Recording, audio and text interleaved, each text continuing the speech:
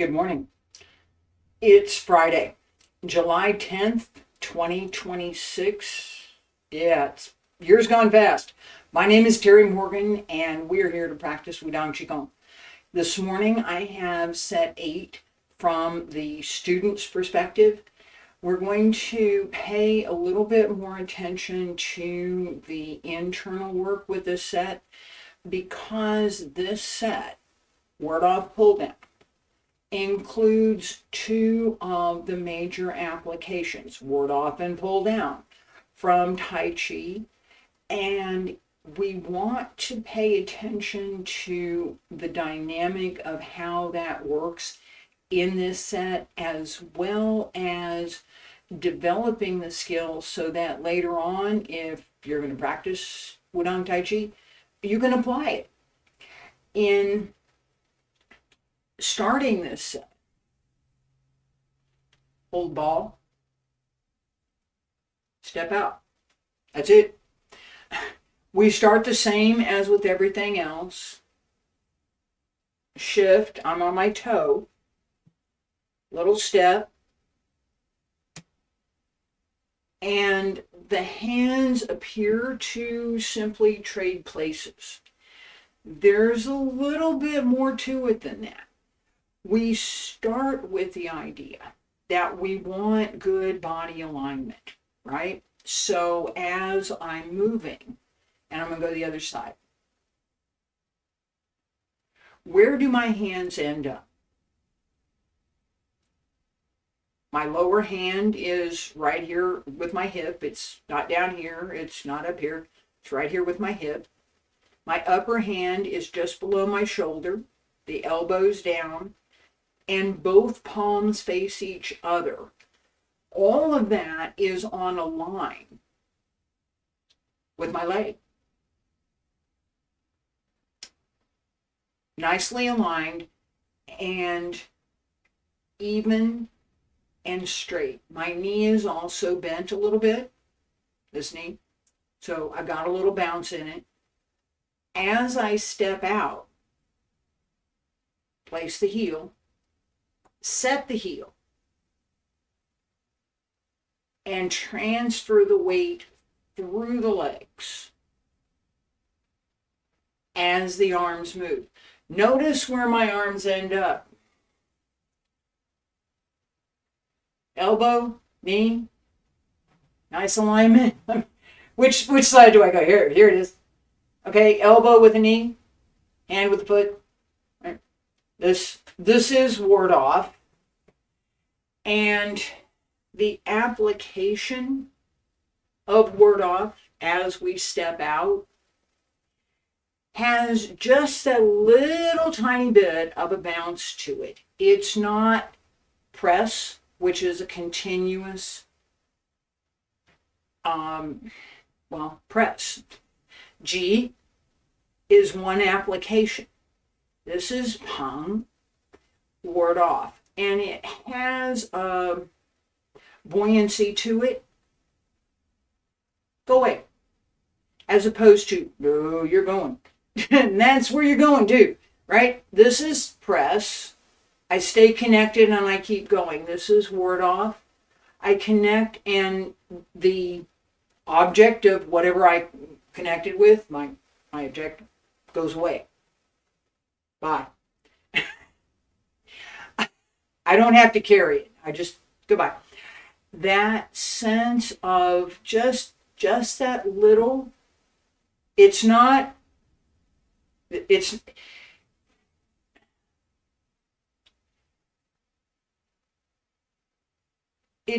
not be visible as a physical movement.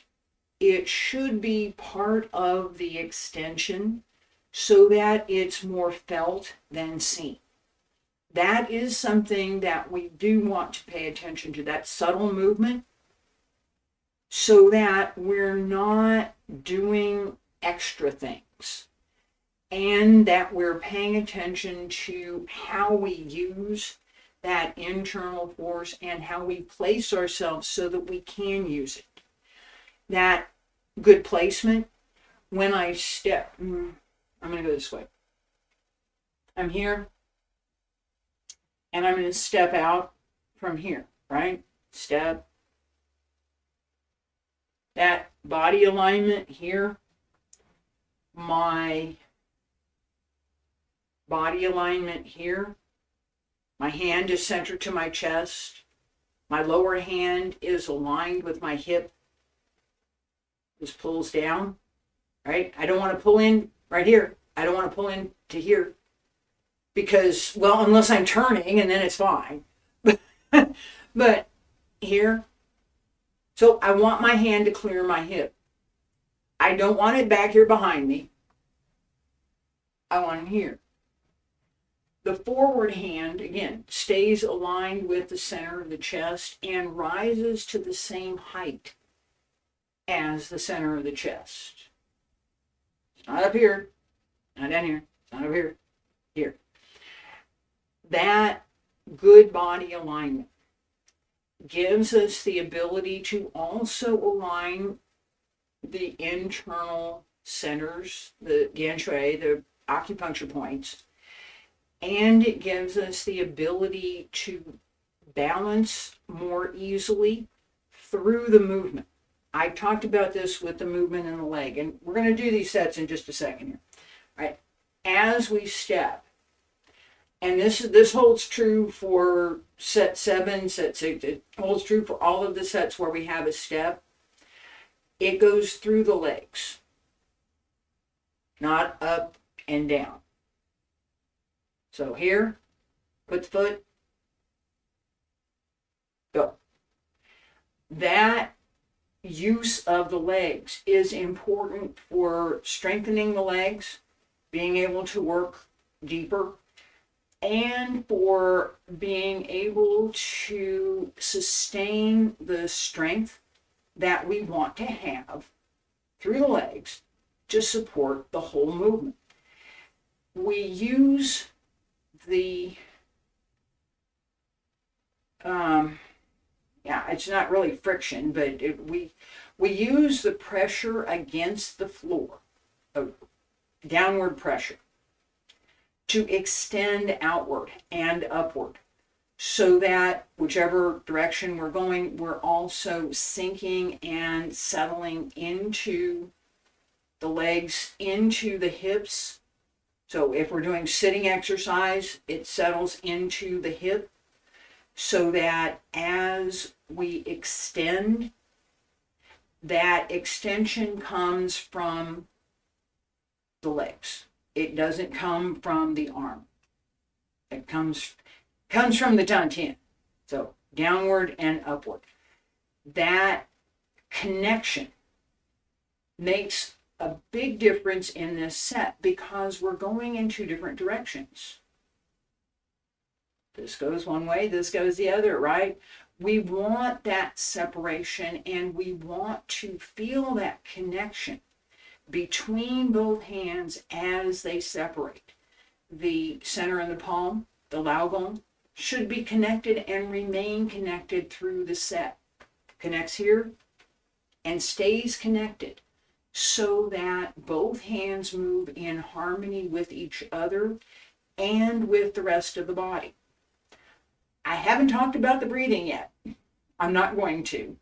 We're going to, this is for the beginning student to pay attention. Paying attention to the movement at the beginning.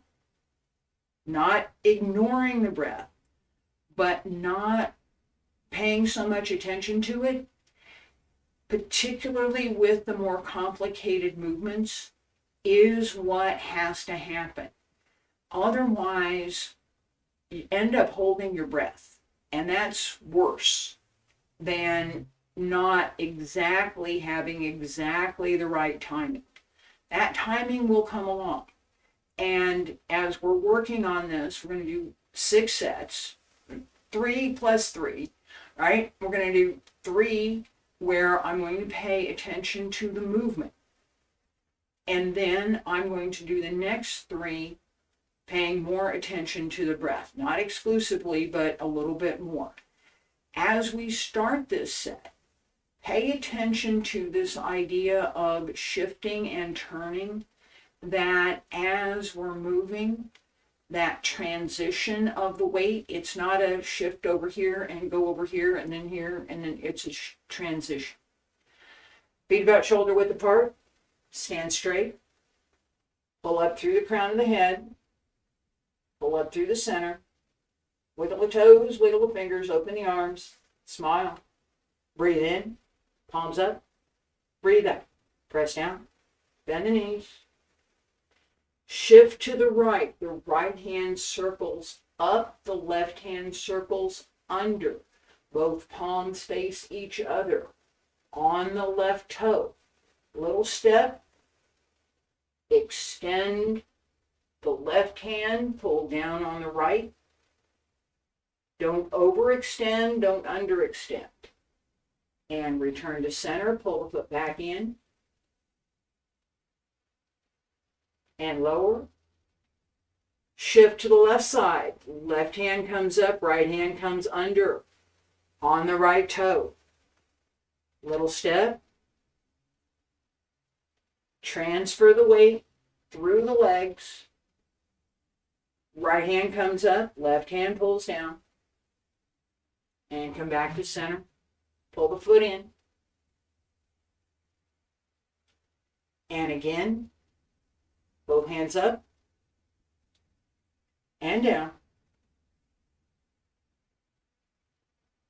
weight to the right, hands circle, palms align with each other, sink into the legs, transfer the weight, extend, come back to center,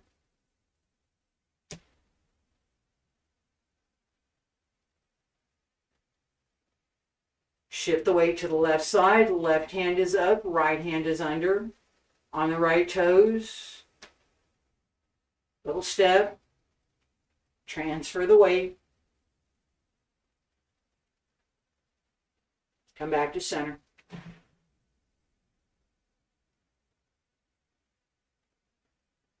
And palms up again. And down. Shift the weight to the right. Right hand circles up, left hand circles under. Palms align with each other. Little step. Left hand comes up, right hand pulls down. Both palms turn over. Pull in to both sides of the chest. Settle. Shift left. Left hand up, right hand under. On the right toes. Little step. And extend. Come back to center.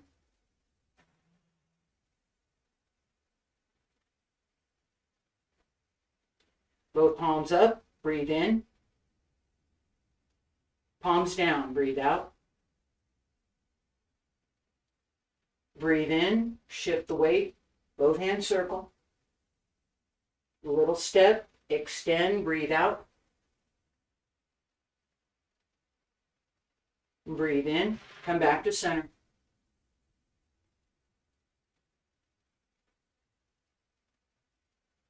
Circle.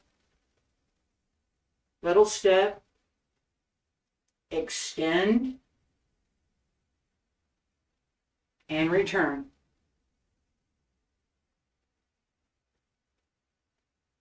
Breathe in, breathe out. Breathe in, shift to the right, hand circle. Breathe out, extend, breathe in, and breathe out. Breathe in. Little step. Breathe out. Breathe in. Breathe out. One more set. Breathe in. Breathe out. Breathe in. Breathe out. Breathe in. Breathe out. Breathe in. Breathe out. Breathe in. Breathe out. Hands down along both sides. Pull up through the crown of the head. Raise the heels and lower. Stay there. Breathe in. And breathe out. One more time. Breathe in. And breathe out.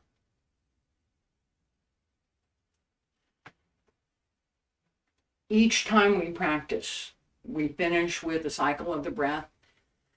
It returns us to the state that we were when we started practice.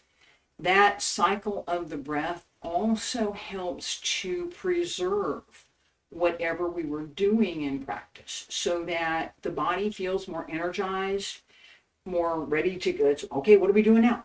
That energy is something that we want to cultivate. It's something that at the end of practice, we should feel more energized. It shouldn't be, oh, I'm so exhausted. I just, no, that's not what we do. That's not what we want to do. That sense of placement, connection, transferring the weight through the legs, connecting the breath with the movement, and then using that coordination through the movement is the first step. That's how we get started. After that, paying attention, I did a little bit of this in the set, paying attention to this idea of ward off here, that this is ward off, this is pull down, this is break your elbow. It is. That, yeah, there are, it's Tai Chi application.